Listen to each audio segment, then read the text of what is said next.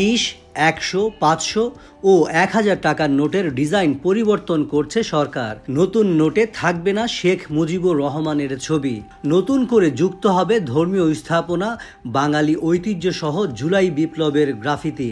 ইতোমধ্যে বাংলাদেশ ব্যাংক ও সরকারের পক্ষ থেকে এসব বিষয়ে চূড়ান্ত অনুমোদন হয়েছে। নতুন নোট ছাপানোর বিষয়ে কার্যক্রম শুরু করেছে। আগামী 6 মাসের মধ্যে বাজারে আসবে নতুন টাকা। কেন্দ্রীয় ব্যাংক ও অর্থ মন্ত্রণালয় জানায়, বর্তমান নকশা থেকে শেখ মুজিবুর রহমানের ছবি সরিয়ে নেওয়া হবে। প্রাথমিকভাবে 4টি নোটের ডিজাইন পরিবর্তন করা হচ্ছে। পরবর্তীতে ধাপে ধাপে দেশের সব ধরনের ব্যাংক নোটের ডিজাইন নতুন করা হবে। গত 29 সেপ্টেম্বর অর্থ মন্ত্রণালয়ের অর্থ বিভাগ নতুন নোটের বিস্তারিত নকশার প্রস্তাব জমা দিতে বাংলাদেশ ব্যাংকে চিঠি দেয়। নতুন নোট ছাপানোর বিষয়ে মূল সুপারিশ করবে কেন্দ্রীয় ব্যাংকের মুদ্রা ও নকশা উপদেষ্টা কমিটি।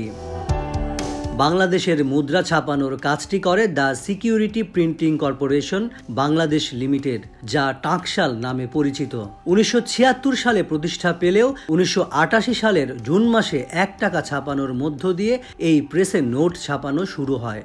ওই বছরের নভেম্বর মাসে 10 টাকার নোটও ছাপানো হয় সেখানে। প্রতিটি নোট ছাপানোর আগে তার নকশা অনুমোদন করে সরকার। সেজন্য দরপত্র ডেকে চিত্রশিল্পীদের দিয়ে নোটের নকশা করানো হয়।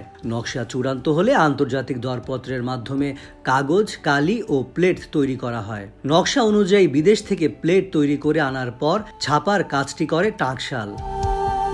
বাংলাদেশ ব্যাংক সবসময় টাকা ছাপায় না। সাধারণত একটি নোট 4 থেকে 5 বছর চলে। এরপর তা পুনর্মুদ্রণ করা হয়। বছরের জন্য নির্দিষ্ট পরিমাণ টাকা মুদ্রণ বা উৎপাদন করে বাংলাদেশ ব্যাংকের ভোল্টে রেখে দেওয়া হয়। প্রয়োজন অনুযায়ী সেখান থেকে যখন নির্দিষ্ট পরিমাণ টাকা বাজারে ছাড়া হয়, তখনই তা মুদ্রা বা টাকায় পরিণত হয়। তার আগে সেটা টাকা হিসেবে বাংলাদেশ ব্যাংকের মানি সার্কুলেশন প্রতিবেদনে যোগ করা হয় না। বর্তমানে বাংলাদেশের 1, 2, 5, 10, 20, 50, 100, 500 ও 1000 টাকার 10টি কাগজে নোট প্রচলন আছে। এর মধ্যে 2 টাকা থেকে শুরু করে 1000 টাকা পর্যন্ত সব কাগজে নোটে শেখ মুজিবুর রহমানের ছবি আছে। এছাড়া ধাতব মুদ্রাগুলোতেও তার ছবি আছে।